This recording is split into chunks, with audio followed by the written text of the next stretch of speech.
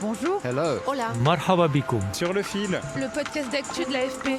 des nouvelles choisies pour vous sur notre fil info.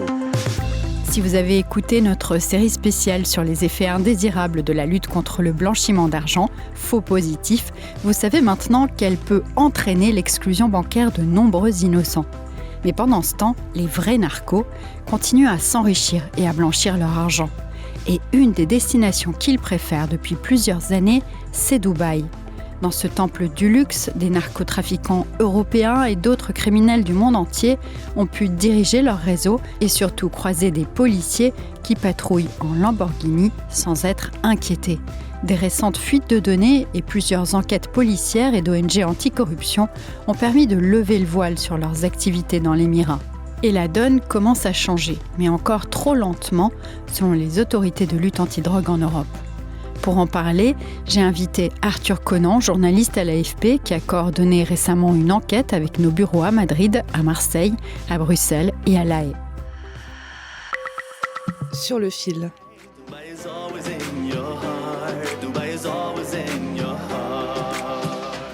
Dubaï sera toujours dans votre cœur.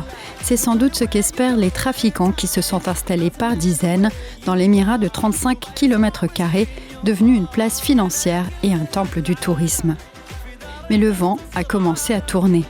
En 2024, plusieurs grands bonnets du narcotrafic en ont été extradés. Tout récemment, c'était au tour de Ramzi A, remis à la France le 12 décembre.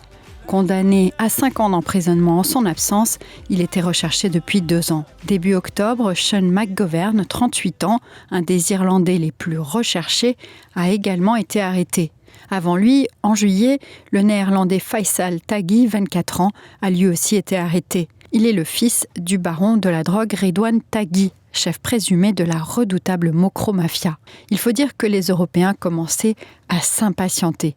Nous avons effectivement une situation insatisfaisante avec les Émirats arabes unis et notamment l'émirat de Dubaï. Nous avons une trentaine de cibles prioritaires des trafiquants français et dont nous demandons l'extradition, du moins l'arrestation. Fait rare pour les diplomates, le sous-directeur Moyen-Orient du ministère français des Affaires étrangères, Jean-Noël Beaunieu, n'a pas mâché ses mots lors d'une audition au Sénat le 22 janvier 2024.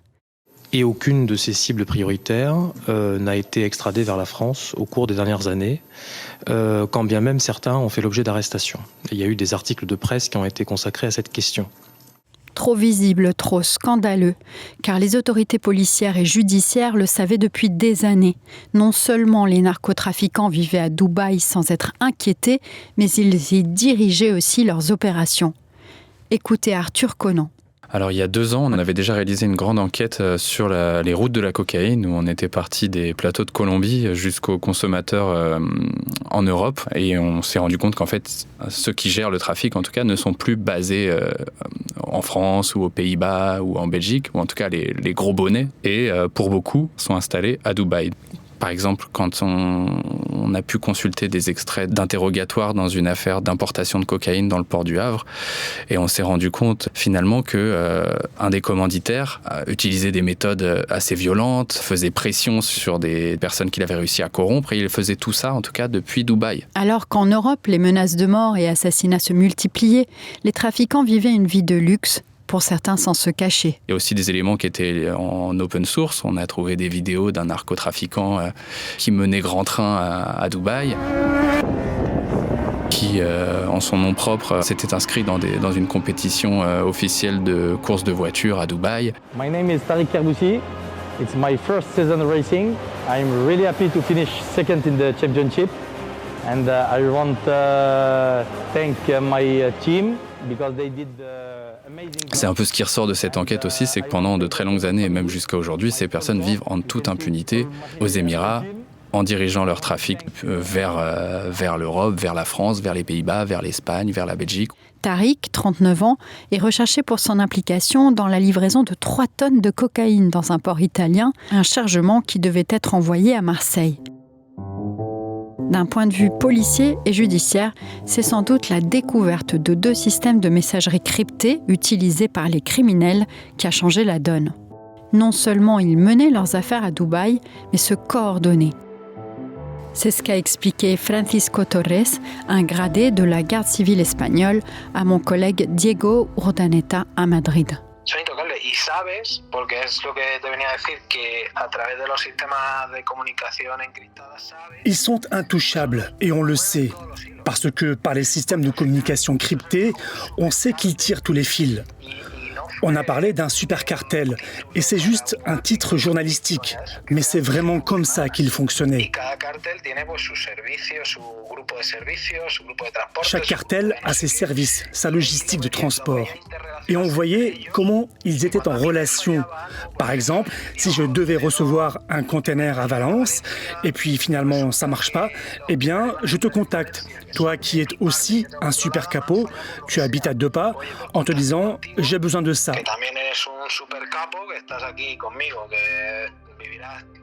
Et l'autre me dit « pas de problème, je m'en occupe, je gère », en te faisant payer un pourcentage.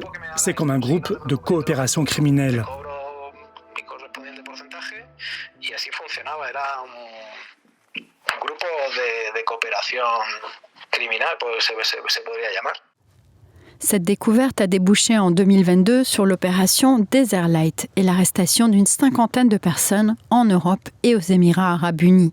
Tenez-vous bien, selon Europol, 6 barons de la drogue liés à la France, à l'Espagne et aux Pays-Bas géraient depuis Dubaï de manière coordonnée le commerce d'environ 1/3 de la cocaïne vendue en Europe.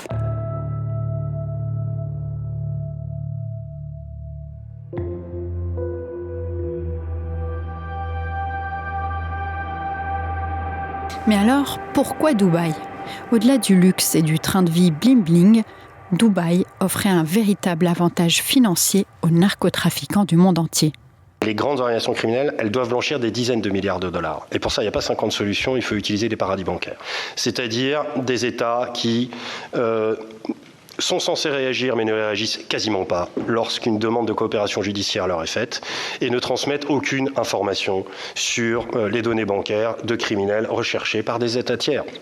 Je pense notamment à Dubaï où j'ai assisté à un entretien entre un narcotrafiquant du cartel de Sinaloa et une société fiduciaire. Ils ne commettent aucune infraction à Dubaï en expliquant à un narco mexicain dont ils ne connaissent même pas le nom comment blanchir via l'immobilier à Dubaï. L'homme que vous venez d'entendre est Bertrand Monet, professeur à l'EDEC et spécialiste des organisations criminelles. Il a lui aussi été interrogé par le Sénat après un documentaire que je vous recommande où il s'infiltre dans un cartel mexicain. Pour comprendre, il faut revenir en arrière. L'émirat de Dubaï a décidé il y a déjà plusieurs dizaines d'années de se développer comme place financière et comme destination touristique. Ce qui n'était qu'un désert s'est peu à peu transformé en une ville futuriste peuplée de gratte-ciel, dont le plus grand du monde, la tour Burj Khalifa, a plus de 800 mètres. Et pour ça, il fallait aussi attirer des capitaux. On pouvait s'acheter un appartement ou un immeuble sans justifier la provenance des fonds. Certains apparts pouvaient se vendre en 15 minutes. C'était vraiment idéal pour se baser là-bas. Aujourd'hui, l'immobilier représente 10% du PIB de Dubaï. Et c'est un bon investissement puisque les prix ont flambé. Dans certains cas, même les crypto-monnaies, prisées par les trafiquants, sont acceptées dans ce secteur. D'ailleurs, Tariq Karbouchi, l'homme qui fait des courses automobiles, se présente aussi comme un agent immobilier selon des documents consultés par nos journalistes. Une étude de l'Université de Sussex, à partir de l'analyse de sanctions imposées par les États-Unis, confirme que Dubaï était devenu une place forte pour certains réseaux criminels. Daniel Haberly est son principal auteur. Ils ont essuyé beaucoup de pression des États-Unis et de leurs alliés. Ils ont eu tendance à quitter l'Occident. Londres était leur principal hub. Londres et d'autres places financières ont, semble-t-il, été complètement délaissées. Du moins, c'est ce qui se dégage de la localisation des entités qui ont été sanctionnées. Elles sont essentiellement relocalisées dans ce que l'on appelle le Dubai Kong, qui correspond aux Émirats arabes unis, Dubaï et Hong Kong. Dubaï, une ancienne colonie britannique, était aussi le point de chute idéal grâce à un système de paiement informel appelé la hawala qui se fait en dehors du système bancaire traditionnel. C'est en partie parce que, historiquement, Dubaï s'est développé comme hub financier parce qu'il avait un pied dans le système de financement islamique Hawala et un autre comme le principal centre financier dans le Golfe pour la finance britannique et occidentale.